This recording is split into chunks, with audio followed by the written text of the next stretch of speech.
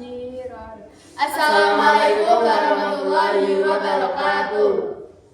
Perkenalkan, nama saya Adi Jaya Kurniawan. Saya Nafisa Aura. Saya Marifatul Fitriani. Saya Fadilah Wafadati. Saya Syahdatul Anusafika Amalia. Di sini kami akan mempresentasikan hasil diskusi kami tentang berita bohong atau hoax. Pengertian penyebaran berita palsu atau hoax. Penyebaran berita palsu atau hoax adalah penyebaran informasi atau berita yang berisi tentang kebohongan yang bersifat palsu yang dilakukan oleh suatu oknum atau golongan untuk keuntungan pribadi atau kelompok. Berita palsu atau hoax didefinisikan sebagai malicious deception atau kebohongan yang disertai dengan kejahatan.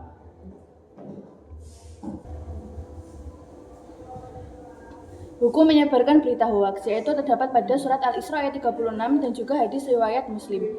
Yang pertama yaitu Quran surat Al-Isra ayat 36 yaitu menjelaskan tentang kita tidak boleh menyebarkan suatu berita yang tidak kita ketahui karena segala pendengaran dan perbuatan yang kita perbuat itu akan dimintai pertanggungjawaban oleh Allah Subhanahu wa taala. Dan yang kedua yaitu hadis riwayat Muslim yaitu menjelaskan tentang orang berdusta yaitu orang yang apabila menyebarkan berita apa yang ia dengar karena dia tidak tahu itu beritanya benar atau salah. Motivasi menyebarkan hoax yang pertama adalah bentuk partisipasi, yaitu ada iseng dan ada fanatisme. Yang kedua adalah pengakuan atau eksistensi. Biasanya orang-orang melakukan ini itu karena dia merasa bangga atas pencapaiannya ketika menyebarkan hoax yang paling pertama. Yang ketiga adalah profit. Ketika orang-orang menjadikan itu sebagai laba atau sebagai wadah untuk mencari uang. Yang keempat ada provokasi, yaitu untuk menjatuhkan suatu kelompok lain. Yang kelima ada propaganda, yaitu karena alasan untuk masalah politik, biasanya untuk menjatuhkan politik atau lawan politik yang lain. Selanjutnya yaitu cara menghindari berita hoax. Yang pertama yaitu dengan mengembangkan rasa penasaran pada setiap berita.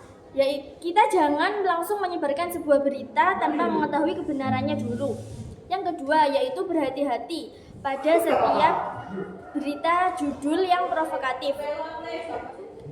Yang ketiga yaitu mencari tahu keaslian alamat situs laman. Yang keempat adalah memperhatikan keaslian foto. Tidak hanya dalam bentuk tulisan, berita bohong juga berupa foto yang telah dimanipulasi. Pembuat berita palsu biasanya mengedit foto untuk disebarkan melalui jejaring internet untuk memprovokasi warga-warga yang melihatnya.